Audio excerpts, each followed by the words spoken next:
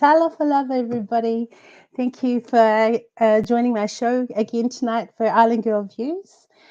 We have some great guests tonight. So we're just going to kick off now so that we can give them some time to talk because I know they're all talkers. And I'll bring on Elliot first. Welcome, Elliot. Hey, welcome. So happy to be here.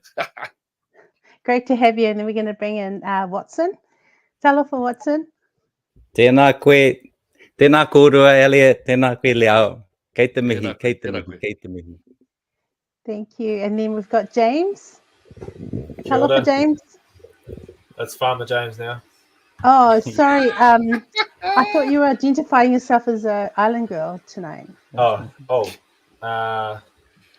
Yeah. What's the name for farmer that's like a girly name? What do you got? Farmer Jane. Farmer Jane. Okay, and we've got Steve. Welcome, Steve. Hey guys. Thank you for coming tonight. Great to have you. What a team tonight. But just before we start, I haven't even said that to you, Watson, but would you mind just starting us off in a karakia, if that's okay? Sure, yes. Tēnā koe Leao. Nō reira kei noi tātou. E tu atu mana ki mātou I tēnei pō, mana ki mātou I ngā kōrua I tukuna mai kia ta maria I tēnei wā, hei tautoko ngā kaupapa I pāna ki ngā tāne a te whānau hoki me te whāia. Nō reira, tuturu rāwhi ki whakamaua kia tīna humie hui e tai kie. Tai kie. Thank you. So welcome everybody. It's not frozen. Was it frozen before? I'm so sorry. So tonight we have an incredible topic, which I feel like you all have great words of wisdom to share with us tonight. The topic is defining masculinity. And so tonight I think we'll just start off, and welcome Clea, nice to have you on our show. I thought we'll just kickstart off this, and I want to give you the definition of the dictionary version of what masculinity is. So masculinity is defined as the possession of the qualities traditionally associated with men. Okay. So the words that come up is manliness, vigor, strength, and ruggedness. So ruggedness is another word that we really see or hear of this word masculinity. So I just wanted to throw it out there to one of you. So maybe we'll start with Elliot since he's right next to me. What is your definition of masculinity? What is the definition of masculinity? I suppose it's innately, innately something which comes from a man, the biological man, and I think it could be the customs of what it is to be a man, which is innately drawn from the biological. So when you say protector, provider, one who defends, one who will give life and sacrifice for family and country, then that has a cultural contextualization depending on the culture that it is, but at the same time it has an umbrella similarity with the ideas of protection and provision. Right. Wow, that's a pretty good definition. How about you, Watson? Well, in my experiences as growing up in a male-dominated family with two older brothers, so having that experience and examples, having and then having younger sisters to attend. So, like Elliot mentioned about protector and provider for comfort or provider for support, especially when we were asked to move lots of heavy lifting. So all of that is about having the physicality and the energy to do that type of maleness or tāne response to helping the whānau or the family environment. And talking about the the wider side, the spiritual side, is also important. So having that insight, having role models that show that in your family or in your community, especially for small communities, it allowed myself to grow up and realize I have a role, or I had a role, and to support the whānau. So I'll leave it at that at the moment. No, that's good. Thank you, Watson. How about you, Steve? What is your, in the environment that you're in, could you give us? I mean, it's just basically, I'll just sum it up as the supreme protector, you know what I mean? And, that's not just physically, that's spiritually, financially, the head and where the buck stops really is, I mean, everyone in the family, the woman and the man have their role to play for it to be, a team. And the man has, right throughout history been the one that is the ultimate protector and provider. Yeah. So I don't think, I know the modern way of thinking of it is that it's a bad thing, but I don't see that at all. No, that's good. That's a good definition. How about you, Farmer James? It's Farmer Jane today. Remember? Oh, yes, I'm that's right. identifying. Sorry. Yes. Farmer Jane. Sorry about that. Well, as a female, I wouldn't know anything about this subject. No, sorry. There's always one. Sorry. You guys have covered it pretty well, I think. I'd never thought about it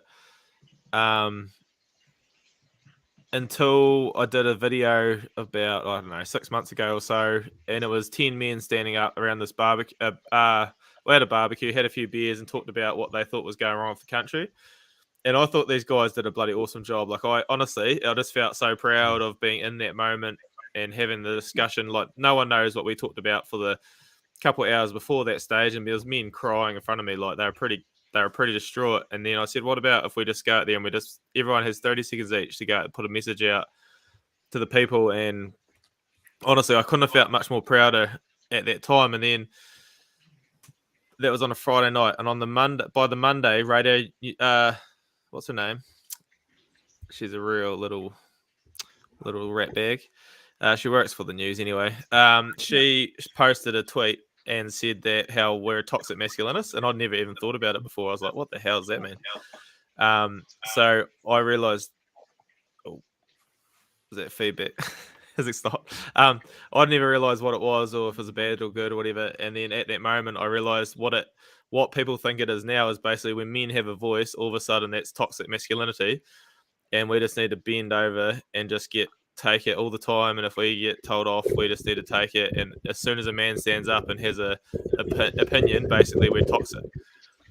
And I think that's what it's turned into. So that's not what it actually is, but that's what it's turned into. And I didn't realize how bad it got until the next day. Radio New Zealand had done a hit piece on it as well. It basically tried to make out that I was some sort of bloody, I don't know what, some sort of horrible person. Yeah. So that's my experience with it. I don't know if that's really defines it. I think these guys did a bloody good job of defining it. Yeah, no, that's good. We beat you. So I just want to ask, and the panel is going to be open for discussion around this. Why the attack on masculinity now? Why the attack? Why is there so much against? Because at the moment they can't define. It seems like we can't define the difference between masculinity and toxic masculinity.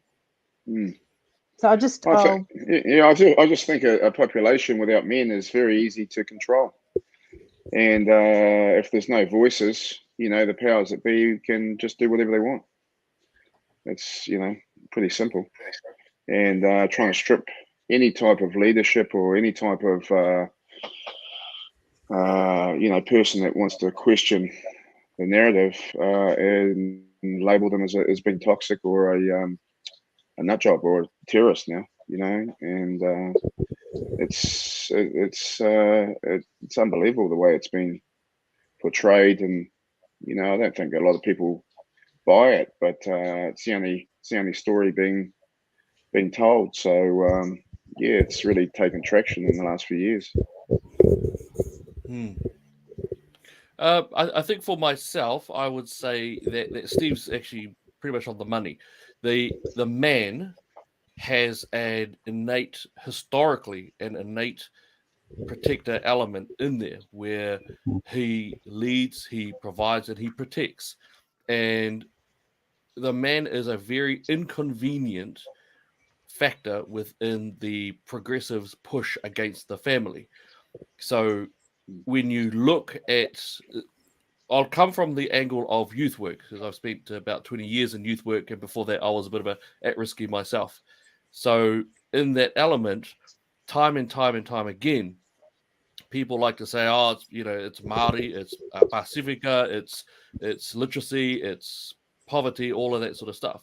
And the fact is that the underlying pattern is very much the fact that the children who we deal with come from a broken home, that they were either raised in a broken home or multiple broken homes, and within that, the vast majority of those ones almost entirely do not have a father in their lives, whether dad's off, where they've gapped it completely, or whether they have sadly passed away, or that they're in jail and they're popping back all the time. So when you look at intervention programs on how to help correct young people, mostly young men, into how to have sustainable, good quality lives, it's generally an intervention which might have a cultural, might have a religious component to it, but it very, very much is centered around a male who is that mentor, or a male who is looked upon as the intervention processor. So males have are not just, they are vital, and that word seems nearly not good enough, but men are vital for our society. And if you want to look at our society now in terms of the problems within our social fabric, it is because men have either been emasculated or disempowered institutionally, or they have been told that they suck and that they are worthless and that they need to gap it. No, that's really good. There was a book that was written quite a few years ago, about 20 years ago, by a guy called Rex McCain here in New Zealand. And he wrote a book called Fatherless Sons, and the experiences of New Zealand men. And that actually explains quite a bit of what has actually happened over the years, and how not only has it broken down the family, but the identity of who you are has been broken down too. So and that's why they're neutralizing birth certificates, because your identity is who you are. And so I feel like that is a huge part of what has gone wrong in our society now. We've, so what are your thoughts, Jane? Farmer Jane? Just as, I guess, I'm a father figure for my nephew, so Bronson, I've brought him up for the last 7 years, I think. Me and my wife, well, not, just me and my wife took him on 7 years ago, and he's now 9, just about 10, and I didn't realize, I don't know, I just did it because, I don't know, I didn't see any other option, but I sort of feel when Elliot's talking about kids that don't have a father figure, he would have been that sort of kid that would have grown up without a father figure if I didn't step in. And we haven't been fortunate enough to have our own kids yet, but I really relish the opportunity to parent him. But what I've noticed is, because I'm pretty young, well, not that young, but young compared to what most of the parents are at school and stuff, and I end up coaching all the rugby teams and all that, I've noticed there's a real massive, I don't even know what you call it, the parents, the fathers don't feel like they can be fathers. So I always rough and tumble with the kids. Honestly, we have we quite often have 4 or 5 kids here in the weekends and riding motorbikes and stuff. And I'll quite often walk in and just say I'm John Cena and pick them up and throw them on the couch, and then they come flying in trying to knock me over, and it's just a crack up. But I don't see any of the other parents really doing stuff like that, and I just think that's funny. And the kids love it. We got a wee family friend, his name's Cooper, and he's only 5 now, but I remember when he was like a 3-year-old jumping up, come on, let's go, let's play John Cena, and that's, you know, wrestle and stuff. Like they just love it. So I'm not like I'm not blaming it on the parents. I'm just saying there seems to be like a something that's stopping men from wanting to do that, and I think it's to do with all this like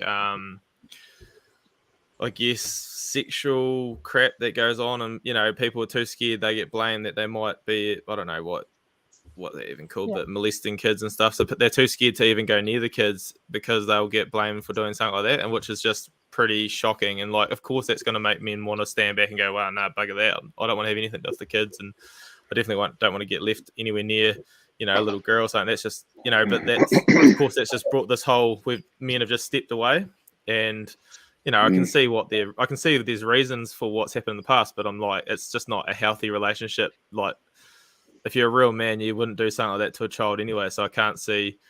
Yeah, I don't know. That's what I see anyway. There's some sort of disconnect between parents and the kids. No, that's good. Watson, what are your thoughts?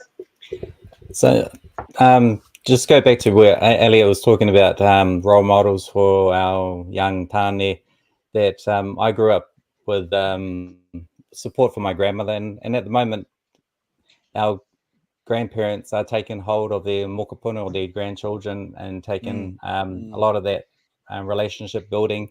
And so taking my time as a young child and growing up with my grandmother's guidance, some of it was heavy lifting, but it was full of love and appreciation for what she needed to help the family support each other. And so having the lack of male intervention in children's upbringing, I think that's where the missing key is, particularly what Farmer James mentioned, having men who are not so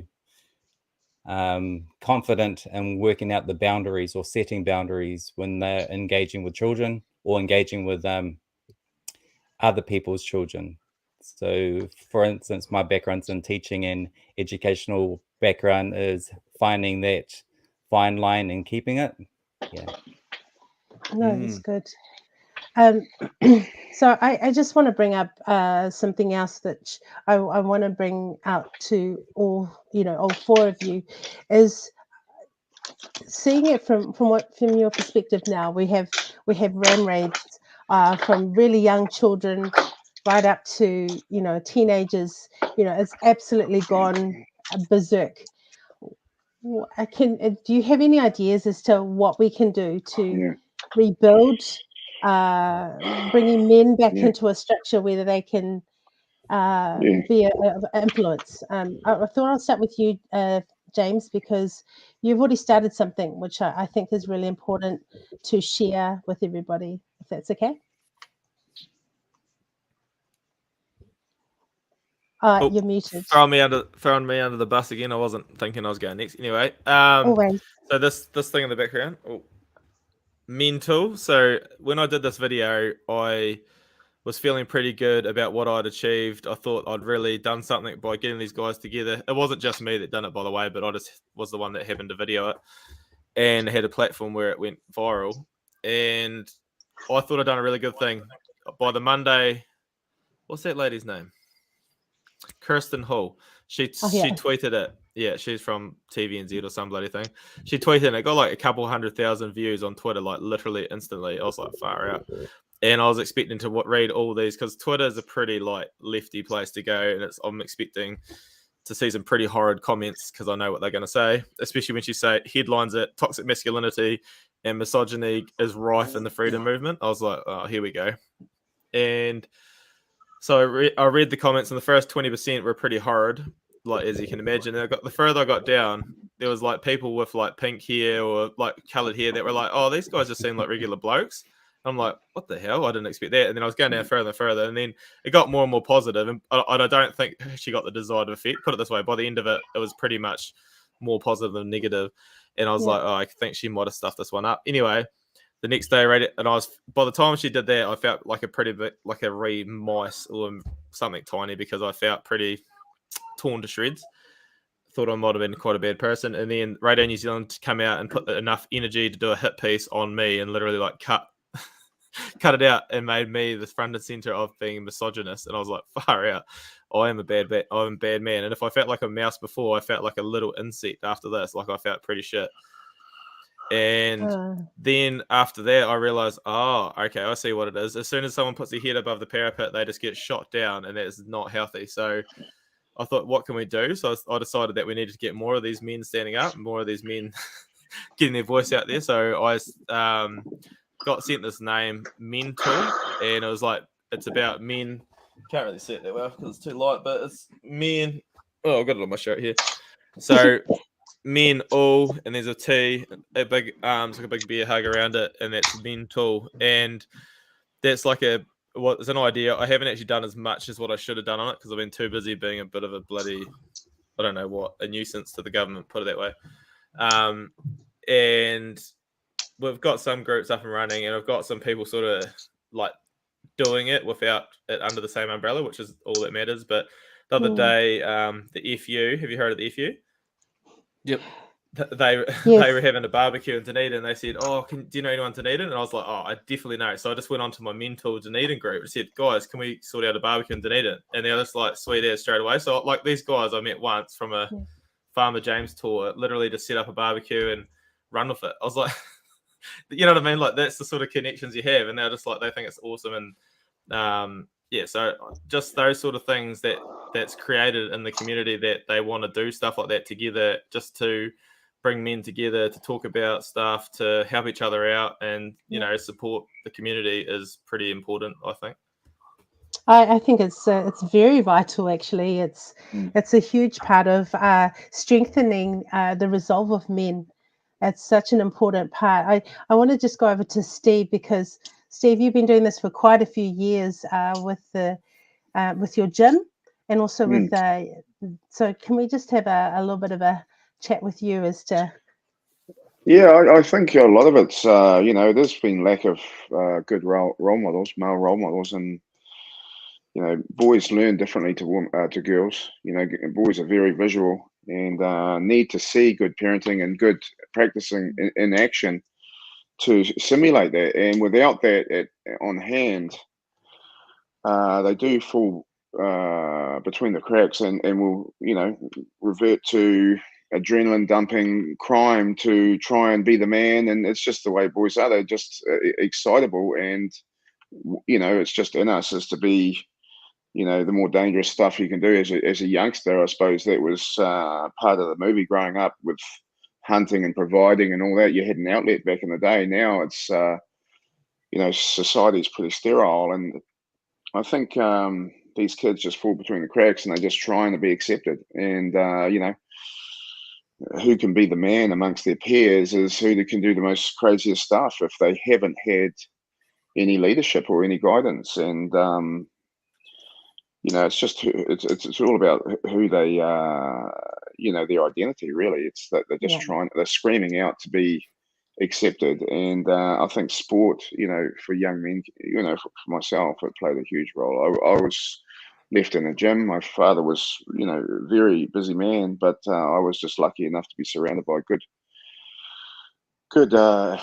people that weren't doing anything particular to me, but they were, just being a great influence. And, I was able to get access to that, and had a massive impact on my life. And, through the gym, that's all we're trying to do, really, is, sport is a secondary, or the performance really is a secondary focus, is rather than providing kids to be resilient, giving them the tools to be able to handle a tough life, because it doesn't matter how much money you have or who life's gonna feed it to you at times. And if you haven't got the tools to deal with it, it's a very lonely place. And we're seeing that in the statistics with men, especially these days, that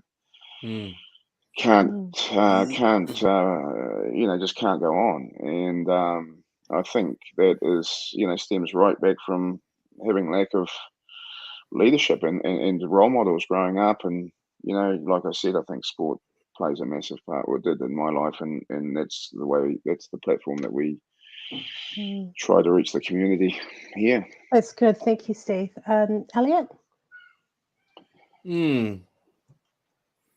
I suppose I'd be coming at it from a couple of different angles. I think one that I think a lot of us are afraid to stand up and confront is the growing power of the LGBTQIAP plus agenda that's starting to be pushed in.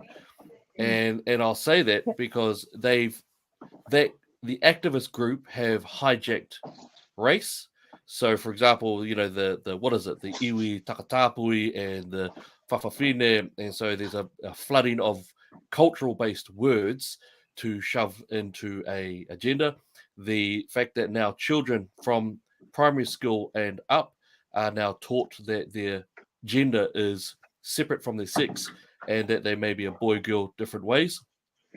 And also the activists overseas who have quite plainly said that the end goal for their agenda is the abolition of the family unit. And of course, one of the biggest, if not the biggest barrier to the children and to the family is the man, the male, who just naturally has a protector role. So when you look at that, the emasculation of the men, the redefinition of men, the attempt to trash men along the side, a lot of the elements there are actually coming from the activist area of the LGBTQI+. Now, you can combine that with the political sense of it, but it really is a hijacking being done of race, of color and culture, and also of the children by that particular activist group.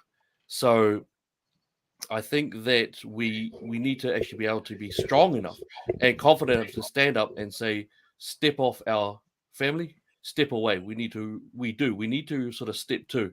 And that doesn't mean go violent, but men have to sort of stand up. Not only that, I think we also suffer from the fact that we work our fingers to the bone. So I deal with tradies every single day. And your average tradie is getting up at about 5:45 a.m., going out there, working hard. Then they're coming back. Then they finish work around about 3:34. At that time, they are wasted. So by the time they get home, it's about 5:30 or 5 o'clock in the afternoon. They need a beer. They need to chill out, right? So then they have that rest. They hug the kids. They say hi to the lady, and then after that, there's a small sliver of time where they get for themselves to chill out a bit, watch some sort of TV or have a talk or go to a meeting or go to a church or whatever have you in that. And so a lot of where these attacks on the family come from and also the attacks of the men in general come from are surprises to men because we're not in the spaces where those assaults are taking place. And I think we do. We need to have men who are strong enough to be able to stand to, and actually are given the platform to be able to speak out on these vital topics of our society. 100%. Watson, did you want to have any input into this? Yeah, I'd like to add about the educational sector, how it's changing, particularly for the last decade, how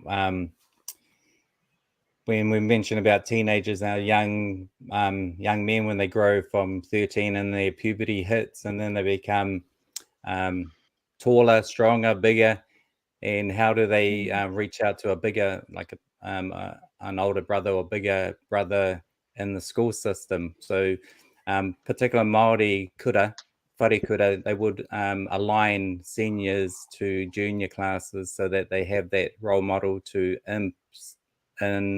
instill the values of the kura or instill the cultural ways of how to behave in that environment. Taina sort of stuff. Correct, to a kind of taina, Nice. and have that in mainstream schools is a really important mechanism to allow boys to grow into teenagers in the way that they can express their man self, really, like their self-esteem as a male, and that's where I see as a missing element, where the educational system is falling down. And you have boys particularly, low self-esteem, which brings up low results in education, low participation, and then they have high need to get out there and do some type of action. And if the action is positive, such as in sports, as Steve mentioned about going to the gym, where they can actually see physical changes in themselves, and the emotional hormonal changes start to produce larger bodies, that gives them some self-confidence, and their self-esteem increases. And when they start to interact in a team environment where males they thrive to be with each other and have that ability. But if they are lacking in that, or the school system lacks that avenue for 13, 14, 15-year-olds, then they will reach out for a negative element. So we will have teenagers, like my day back in the 80s, if we didn't have some senior role models, we would actually go in the term WAG, their class, and get up there, go into the Wellington City and get into negative activities. Yeah, like we have at the moment in the central cities. I looked this up, and it says a study in the journal, because this is something else that I feel like we need to discuss. A study in the Journal of Psychology uses the following definition to explain toxic masculinity, because this is the dark side of, I guess, what they see as, masculinity out of control. The constellation of social regressive masculine traits that serve to foster domination, the devaluation of women, homophobic, and this is a word I had to look up because I didn't know, and wanton, I don't know how to pronounce it. Wanton. Violence. Okay. Wanton, because I'm just thinking wonton. Yeah, wonton eaters. Wanton violence. So that's the different definition. What is a wonton So, in this context? I need to relook at that makeup again. Yeah. I was like, what is this? What is the... I'll look it up while you guys talk again. I mean, basically, you could sum it up with bullying. A bully. But it doesn't. I mean, there's female bullies. I mean, it's anybody that picks on somebody that's not able to defend themselves. I mean, and that's not toxic masculinity. That's just pretty much douchebag. bullying. Yeah, I mean, Could I share a story on the bullying side of it? Yeah. Yeah, 100% different. Just like when I was younger, I was real like a pussy. Like I didn't like I always got told I was always to keep my hands to myself and whatever. And then I was getting bullied at school. I was always massive. Like I was like way taller than everyone, but I was just a gentle giant. And then one day my dad told me, he said, why, what's happening? Why you got a bleeding nose, or what is this? And I said, getting punched at school. And he said, by who? Why don't the teachers do anything? I said, they don't do anything. They don't care. So Dad said to me the next day, he said, okay, if you get hit again, you've got my permission to punch them back once. And I said, righto. So the next day I got to school, and this kid punched me because he'd been doing it every day, and he had his 3 brothers with him, like 2 brothers and another cousin or something with him. And they punched me, so I just like bang, smacked him over. And then his brother come in, can't do that, punched me, so I smacked him over. And his cousin come in, punched me, smacked him over. And I had 3 of them on the ground. I got in the crap, like I got taken to the principal's office. I'd never done anything wrong before. Dad got rung into the school, and he said, "What happened?" And I said, "Well, you told me if they punch me first, and let hit them back." And I've always stuck to that rule. And still on the rugby field, I still stick to that rule. As long as I get punched first, I'm more than happy to go lay someone out, but only if they punch first. But just going forward, I had that happen to me. And then at high school, at one point in time, I realized that I'd actually started bullying another couple of kids. Like I'd realized that I got bullied, and then I started bullying someone. And I actually remember at one, I don't even know like how long I've been doing it for, whatever. And I just thought back, and I was like, shit. I remembered the feeling that it felt like for me to be bullied. And I just remembered that I just started doing that. And I was like, far out, I'm just picking on this kid and he can't do anything about it. And then from that point in time, I made like a conscious decision that I wouldn't bully anyone that couldn't defend themselves, but I was more than happy to bully the bully. So I just went out of my way to go and bully the biggest, most nasty kid in the school. And I literally would go out there and hunt the 7th formers. I don't give a crap how big they were. And I literally, and I think I take this on to the day. So I actually love bullying bullies. I don't have any sense of pride out of picking on someone that's smaller than me or can't defend themselves, but I love tearing down people that are more than happy to tear down someone that's innocent or can't defend themselves. And I don't know if that's a good thing. I don't think it is. Well, you're protecting others, really, eh? But I've just taken that on board. I remember, Watson, you're talking about in the kids how I was at in Māori schools, how they have the older ones come back in with the younger ones. In our school, they brought in this, like, I think they called it form class or something, that they mixed all the ages together, and it was real weird. It only happened in my last year at school, and they put like a few of each year. It was a house class actually, and they put all right through from 3rd form, 4th form, 5th form, 6th form, 7th form in one class, and in your houses, and it was kind of to look after them. So I took it to another level. So I said to this little kid, his name was Johnny, I said, mate, if anyone picks on you, you just come tell me and I'll sort them out. So he come to me one day and he goes, James, I've been getting bullied. This kid's been picking me up in the hallway every lunch and like threatening he's going to hurt me. And I said, righto, mate, I'm going to come with you, and you just walk down the hallway in front of me and just see what happens. And this kid did the exact same thing, eh? So I just walked up behind him. I was 7th form. This other kid was like 5th form. I just picked him up by one hand, held him over the steps. I said, you do it again, I'll throw you off the steps. And like, it's quite a big drop. It wouldn't have been very good. I wouldn't have done it, but he was shit scared. And this other kid thought I was a hero. I was just like, this other guy was packing it. I don't think he would have bullied another single kid in his life. And I happened to meet this guy as an adult, and he was in the local engineering shop. And I walked in there, I was like, oh, here you go, Regan, the one that I'd picked up and like threatened to throw off the chair. And he was like, and I was like, oh no, sorry about that. I mean, I was just making sure you didn't pick on anyone else, because I've learned my lesson. It's no good to bully and that. But this guy, like, he got on all right with me after that. But it was sort of funny that the world just spins around. But I think there is a point in time where you need to actually stand up, and someone needs to take on these guys that are more than happy to bully everyone else. And I think that's what I quite enjoy doing. But that's just me. No, that's good. I'm going to take it over to Steve. What are your thoughts? Yeah, well, that's where it turns from being a bully, you picking on someone that can't defend themselves, to being a protector, and 100%,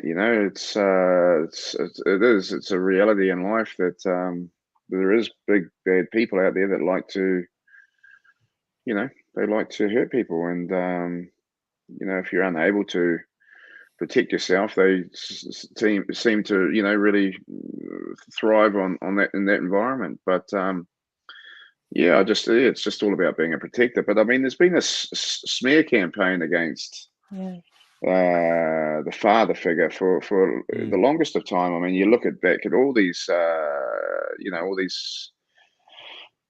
cartoons. You got the Simpsons. Homer's an absolute goof. And then you got Married with Children. These are an absolute waste of space. You know what I mean? Like, all the father figures right through most of these sitcoms are terrible. You know what I mean? They just make them out to be the most, most caveman, unintelligent joke of a human that you could possibly imagine. So, it's right through. It's hard. It is hard, because that's the way it's been going, and it's where we've been portrayed, and the respect is gone from the father figure in a lot of ways. And we have got our hands tied in the family. We can be disrespected and everything, and we just got to let right into society. I mean, there's no real discipline. I mean, there's no real justice system. I mean, they just get locked up, and they get PlayStation and cell phones inside, and there's no real punishment. You know what I mean? So in the long term, short term, it might feel like a solution, but long term, it doesn't do anything to put them off from doing what they do, and it becomes into these kids fall through the cracks because they aren't being disciplined.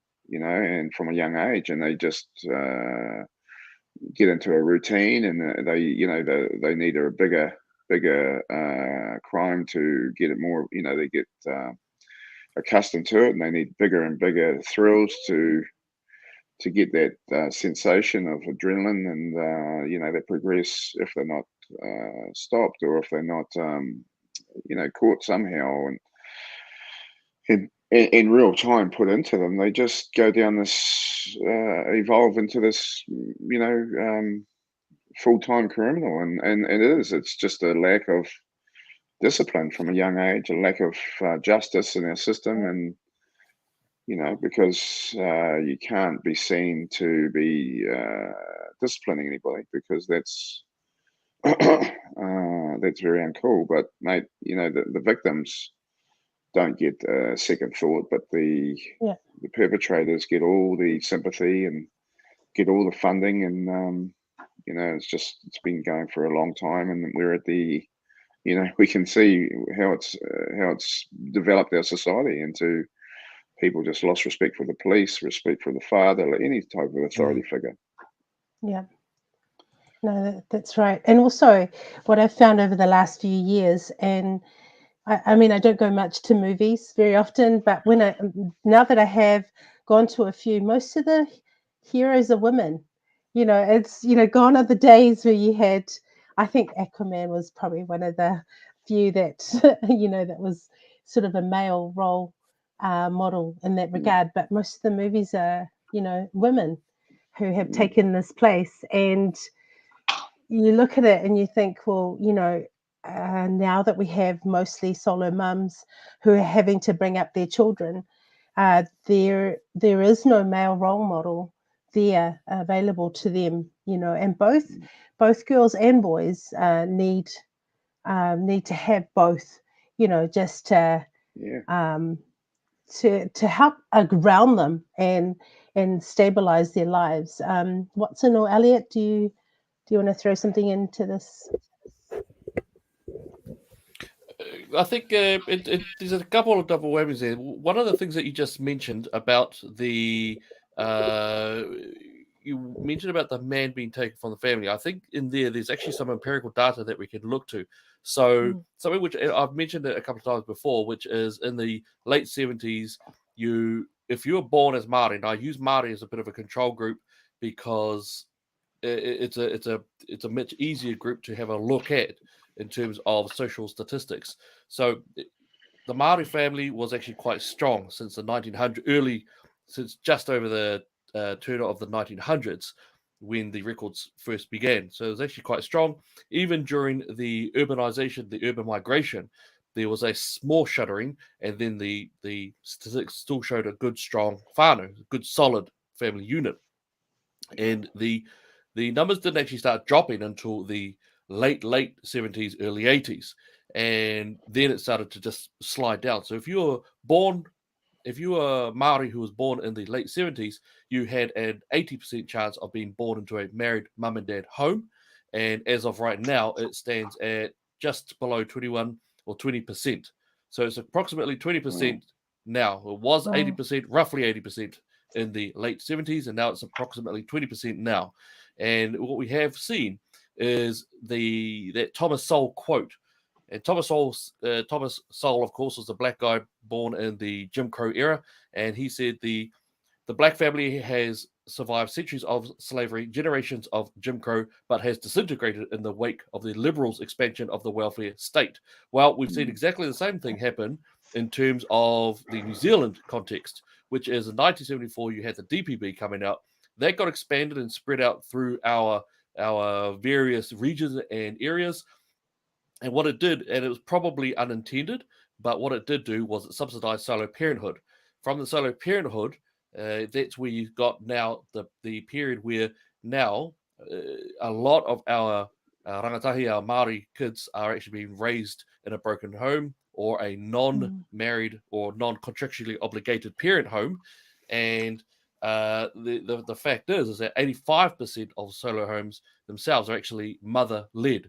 So that's the situation that we have there. That's outside of just obviously the grandparents and that. So you've got a massive issue around the welfare system actually subsidizing solo parenthood that actually almost entirely has fathers either taken off, removed from the family. The other side of it, I'd say, is that part that you're talking about, which was toxic masculinity. Well, the fact is that violence is a innate part of what it is to be a man. And violence in itself is not an evil or a bad thing. Because if you look at, for example, I work alongside fire guys a lot. And the fire guys, they utilize violence in order to rip off doors, smash down exit points, entry points. They've got to engage in violence in order to save people. You talk about your soldiers who were there for defend life. You talk about some of your lifeguards. Violence is utilized in order to save lives, to protect people. If you have to go off, I mean, look, I remember when I was 9 years old, I was attacked by two Rottweiler Doberman crosses when I was growing up in East Auckland. Right, it was a man in a tetraplegic man in a automated wheelchair who pushed his way right to those dogs, and those dogs attacked him. And I fled for my life, and my dad went there with a baseball bat after, turned into a massive, But that man, that guy who saved my life on that day, he utilized violence himself. In that, violence is not an evil thing. An evil action is what makes it evil. The intent of it. And I think that's what we must have. So this insane, shocking idiocy, I think, of what's about to happen to our education system, where they're going to try to bring in, teach your boys not to rape.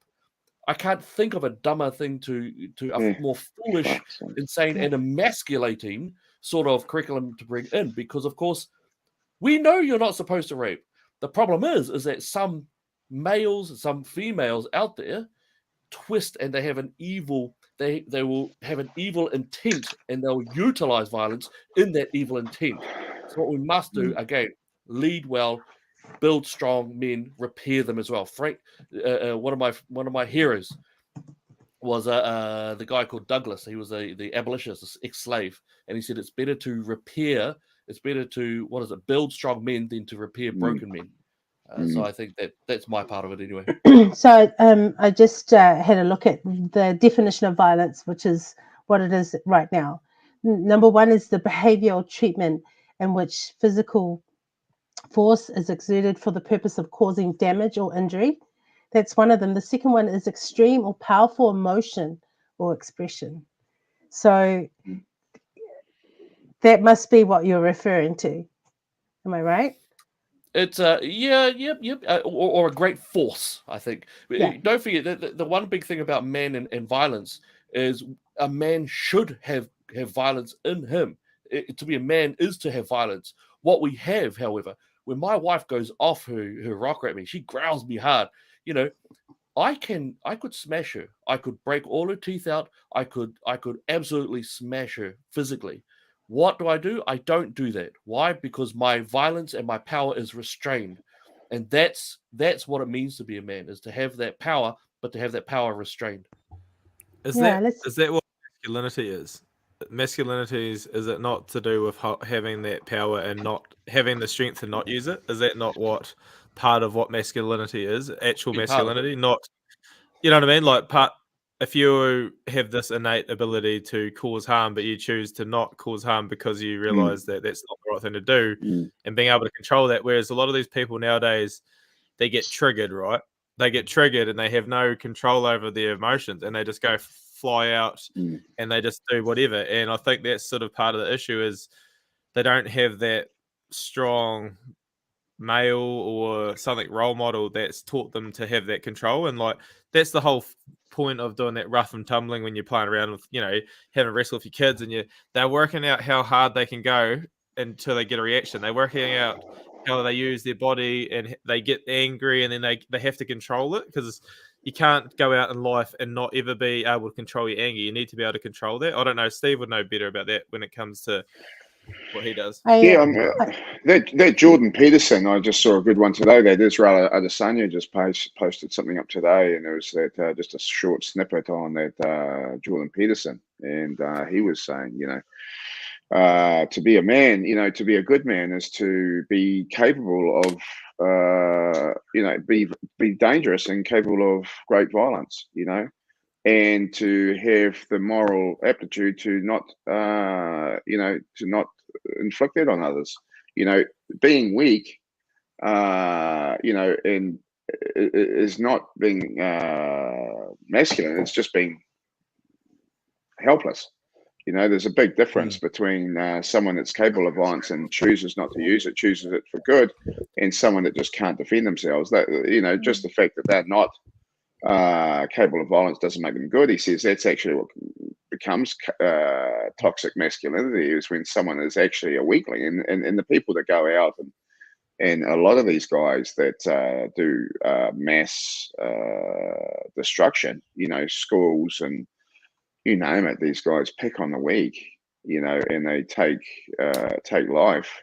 These are the weaklings of our society. These are the guys It's never, that aren't. It's never the jock. It's never the bloody No. top These player. are the It's guys always that haven't. These are the guys that haven't been able to stand up for themselves. That have, been, that are, just toxic because they can't stand up for themselves, so they get they become toxic and do silly stuff. It's the man that has the capability to do great damage that chooses not to. And that's He's the the one one with that's strength. a balanced. Yeah, he's the balanced man. It's the other guy that just becomes a victim that takes his frustration out on society. That's the case time and time again. I want to hear from Watson. What are your thoughts, Watson? I like to go back to the movie role models. So growing up in the 70s, we had a role model called Bruce Lee. And Bruce Lee, at the time when I was maybe 5, he had already passed. So he passed away in, I think, 1972. But what images that showed me about this masculine male, how he would dominate a situation, but he wouldn't basically go in there into violence. So he would attract certain situations. For example, the movie Enter the Dragon. So you should be smiling, Elliot. Enter the Dragon, where I love that movie. Great movie. Where they're on the boat and this guy was trying to flex, and he comes up to Bruce Lee's character and he wants to have a battle. And so Bruce Lee said to him, he asked Bruce Lee, "What is your style of fighting?" And he said, my style of fighting is fighting without fighting, which ends up being clever enough so that you won't need to expel your energy to fight someone else. You would actually use your intelligence to actually avoid violence. So the main idea is, if you could fight and you also can walk away or move away, the best option would be to leave the situation. Yeah. That's good. So that's that's not how I grew up. Having 2 older brothers, we did have the battles and had to learn how to handle that type of experience, and then realize that you can walk away and don't need to engage in that. So it needs 2 people to tango. Yeah. So guys, it's nearly been an hour, which is incredible for men to talk this long. No, I'm kidding. What Oh, we thought we sorry. get us in the right place, man. We'll go on. Yeah. But listen, we've got a few minutes, so I'm just wondering if you, and just in your mind, you have like 1 minute to maybe encourage our young men that are listening or may look this up later in the week. What can they do to start to strengthen their resolve, or maybe look for a mentor, or just whatever it is that you have. I'll give you each a minute, and then we'll finish off. Is that okay? So who would like to go first?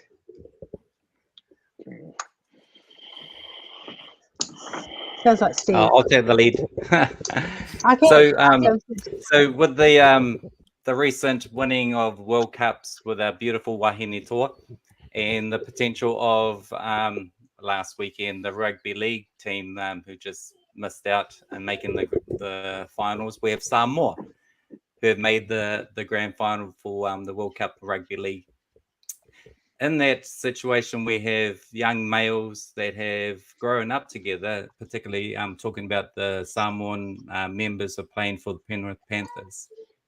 They have grown up together as a unit since they were teenagers. So having that relationship from young teenagers that will build discipline, build self-esteem, and build confidence, whether they win or lose, they have to go and endure that as a team. So my recommendation would be to observe and follow some of these role models, particularly also another Samoan in the All Blacks, Ali Tavia. They are role models that need to be looked up to, and even in social media, you can actually engage with them and reach out to them. So there's some tips. That's great. Thank you, Watson. Teenagers. Thank you. Who's next? Okay. I would say that just to all of our men out there, you know, whether you're young, middle, or hey, still rolling hard, even if a bit older, you know, I would say that we're all of us as men are warriors, you know, and I don't care whether you're a weedy little punk. I have sometimes I don't really play it, but I do enjoy watching some of my mates on World of Warcraft. You know, you can find the most weedy, physically weak-looking person who protects the weak on those video games that are played by millions of people worldwide. You know, the idea of being a warrior, of the usage of force and power that is under you, that you can intend it for good. And so I say, yeah, intend it for good, use it for good. You have a force. The man who saved my life when I was 9 years old was a tetraplegic in an automated wheelchair. He used his force to save my life. Don't look down upon yourself if you don't happen to be what the stereotypical powerful warriors that you might see. You are a warrior. You have force and power in you. You will able to use it, and I would say definitely use it. Use it for good. Find good people around you. Build strength in yourself, and then put that out there in the world. And God bless you. Great. Thank you, Elliot. I'm just going to bring Steve up here. Yeah. I mean, you know, just in my experience, you know, I looked up to all these people and these sports role models and in life, and I thought that I had all the answers. And you know, I thought, you know, every waking moment for me was, you know, in this hunt for, you know, to be a world champion. And you know, in my eyes, I feel like, when I'm a world champion, I'm going to have all the answers. And then I got, you know, through my life, I was exposed to people in various sports at that level, and I could just see that they didn't have all the answers. Some of these guys with their lives were a hell of a mess, you know. So I started to look around. I was just like got pretty disillusioned in the whole sport, and I started to, you know, think I needed more role models. You know, I mean, the role models I thought and I built up to be these guys that, you know, had all the answers, it was wrong. So, you know, honestly, like my father was a strong Christian. I started to, you know, think, man, you know, he used to hold up this Christ, you know, Jesus as his role model. So I started picking up a Bible, and man, honestly, it's the best thing I've ever done.